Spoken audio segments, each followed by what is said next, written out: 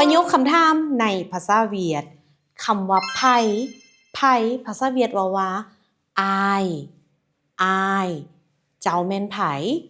บัดละอายโทรหาไผ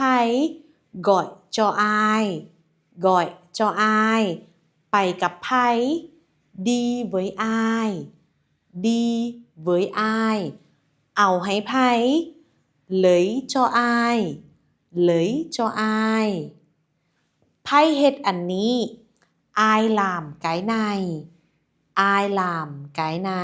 นี้แม่นเหือนของไผเดยละหยากว่าอายเจ้ามักไผบาดทิกอายเฮ็ดเวียกกับไผแองลามเวียกไว้อายนี่แมนของไผเดยลากว่าอายมีไผแดจะเอากอยึงอายแสเลยไผก็เว้าอายกุ้งน้อย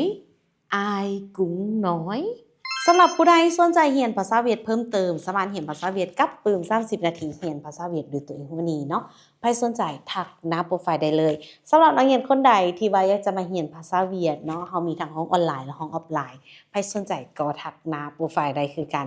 ซินเจ้าพบกันใหม่ในวิดีโอต่อไปบ๊ายบาย